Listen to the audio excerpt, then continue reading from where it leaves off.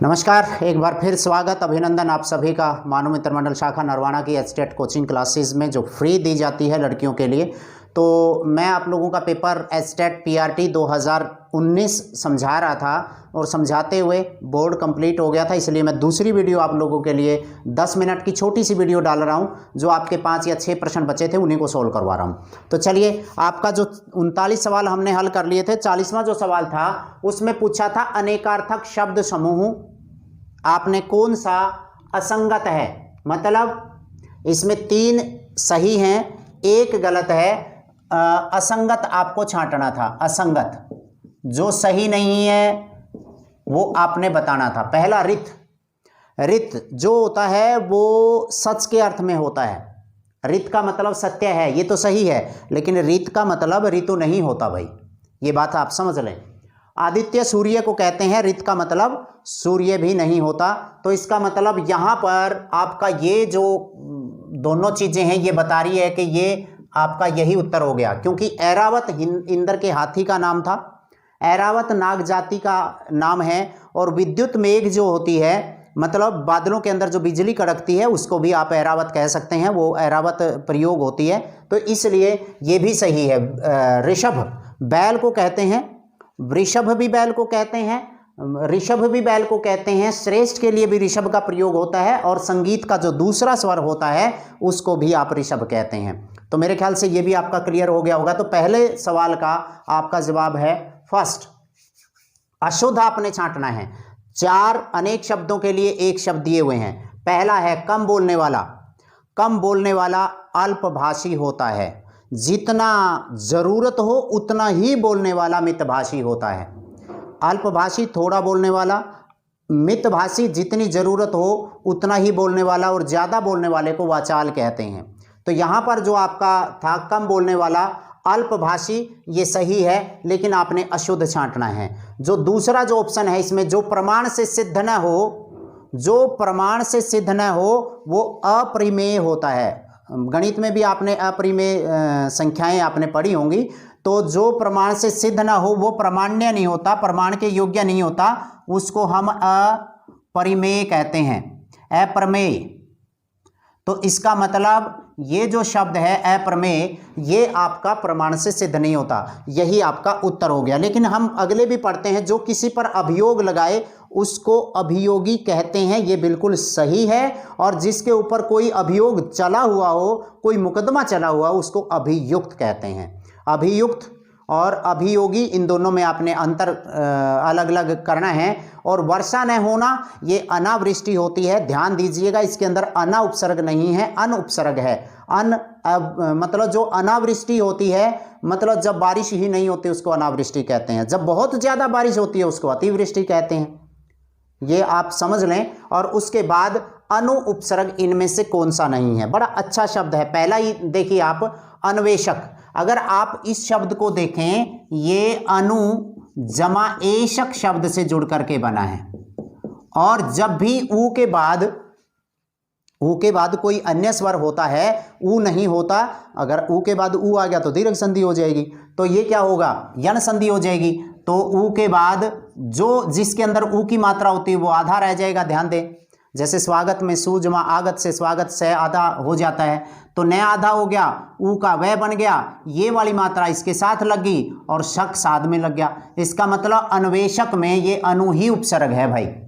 और अगले जो हैं अनऊषण, ये तो आपका अन उपसर्ग है, इसमें तो अन जमा में ऊषण, ठीक है। तो इसका मतलब ये ऊ इसके अंदर जा करके ये अनूषण बन जाएगा। तो अन उपसर्ग है इसमें। और ऐसा ही जो उपसर्ग है आपका अनुषण में भी है, अनु मतलब अन उत्सेक शब्द है ये, और ये अन उद्धत शब्द है। अनु नहीं है इसमें, दिखाई तो सभी में अनु दे रहा है, और जिसमें दिखाई नहीं दे रहा उसी में जो है आपका अनु उपसर्ग है। आप ये देखिए, इसमें अनु दिखाई दे रहा है, जिनको सीधे ही रट्टे लगाने हैं ना वो तो इन्हीं को करेंगे, अनु अनु अनु, इसमें नहीं है। नहीं भाई, मतलब इसमें अनु उपसर्ग है, इनमें नहीं है। इसमें तो अनऊषण है, ये अन उत्सेक है, ये अन उद्धत है। अगर आप ये देखें, इसको मैं अगर आगे वाले को बताऊं, अन ये अन है और ये उद्धत है, उद्धत। और जैसे ही ये इकट्ठा होगा ये न, ये उ इसके अंदर आ जाएगा और धत इसके साथ जुड़ गया। अनुद्धत मतलब अनुद्धत, उद्धत का उल्टा होता है, उद्धत का उल्टा वैसे विनीत हम कहते हैं। तो अगला जो है, अगला जो आपका इसका मतलब इसमें आपका अन्वेषक बनेगा।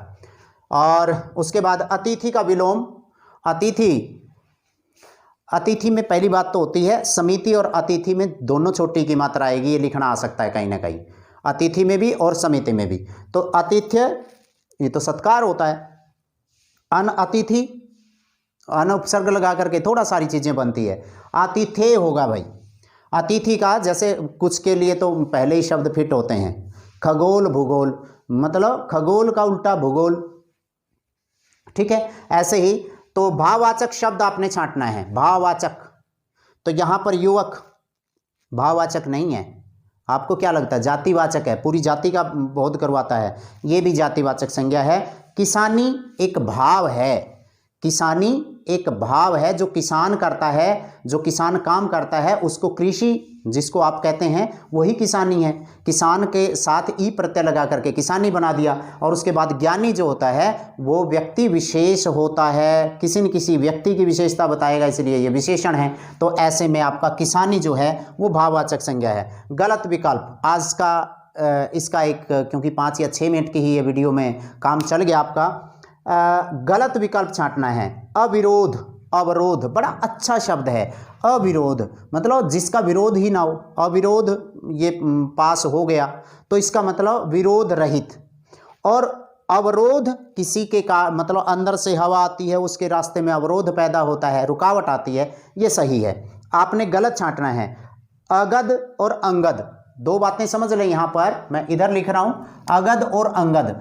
अगध का मतलब, अगध जो शब्द है इस कहते हैं आप निरोग को, मतलब निरोग को कहेंगे अगध, लेकिन यहां रोगी को कह रखा है निरोग, मतलब निरोग ऐसे लिखा जाता है, शुद्ध शुद्ध में भी देख लें, बड़ी की मात्रा आती है, कभी भी छोटी की मात्रा नहीं आती।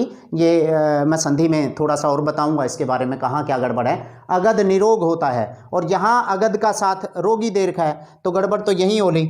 अंगद ये बाली का पुत्र था, आप सभी को पता है, रावण की सभा में जिसने अपना पैर जमा दिया था। उसके बाद अनंग और अनग, अनग जहां नग ना हो, और अनंग बहुत अच्छा शब्द है, बहुत बार आपसे ये आएगा, इसका किसी न किसी रूप में पक्का आता है। अनंग जिसका शरीर ना हो, अनंग, इसको अगर आप अलग अलग करें तो ये अन जमा में अंग से जुड़ करके बना है भाई, अन जमा में अंग, ये अनंग है मतलब जिसका कोई अंग ना हो, जो मन में पैदा होता है, जो मनसीज होता है, जो मनमत होता है, जो अनंग होता है, जो कामदेव होता है, जो मतलब मीन केतु होता है, जो मकर ध्वज होता है, ये सारे के सारे कामदेव के पर्यायवाची हैं। इनमें से एक सवाल आता है, आम तौर पे किसी न किसी रूप में पूछा जाता है, तो अनंग शरीर भी ठीक है और आपका कामदेव के लिए अगर होता तो भी ठीक था। बिना नग का अनग, बिना नग। और अंतिम है अभय, उभय, उभय का मतलब जिस तरह से हम कहते हैं ना नदीम उभयत वृक्षहा सन्ति, तो मतलब नदी के दोनों तरफ, उभय का मतलब दोनों, जिसके उभय पद प्रधान हो उसको द्वंद्व समास कहते हैं, उभय का मतलब दोनों, ये सही है। और अभय बिना भय का, और ये इस बार एक सवाल में आया भी था, अभय बड़ा अच्छा शब्द था, बहुत सारे लोगों ने अलग अलग ढंग से इसका विच्छेद किया। अभय प्लस अरण्य, मैंने हिंदी की जब भी वर्तनी आपको सिखा रखी है वहाँ पर भी बता रखा है, अभय बिना भय के, बिना किसी डर के, जहाँ पर जिस अरण्य के अंदर, जिस जंगल के अंदर जीव जंतु रहते हैं उसको अभय अरण्य कहते हैं। हरियाणा में 2 वन्य जीव अभयारण्य जैसे आप लोग पढ़ते हैं, ये कलेसर वाला है, ये है, मतलब ये जो चीज़ें हैं अभयारण्य, इसके अंदर भय आदि नहीं आती, अभयारण्य ही होता है। बहुत सारे लोग इसको अभयारण्य लिख देते हैं, तो इसका मतलब भय को आदि कर देते हैं, वो गलत है। तो चलिए आज का इस पेपर में इतना ही, और 9-10 मिनट में मैंने ये 5 सवाल आप लोगों को करवाए हैं, लेकिन कई बातें मैंने बताई हैं, ये बतानी ज़रूरी थी, और मैं अगला पेपर आपका साथ की साथ सोल्व कर रहा हूँ।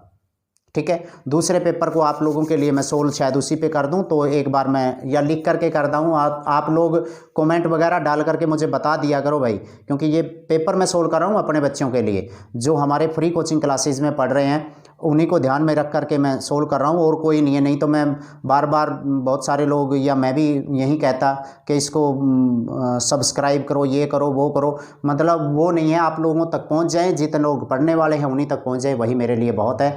आज के लिए इतना ही। Thank you very much.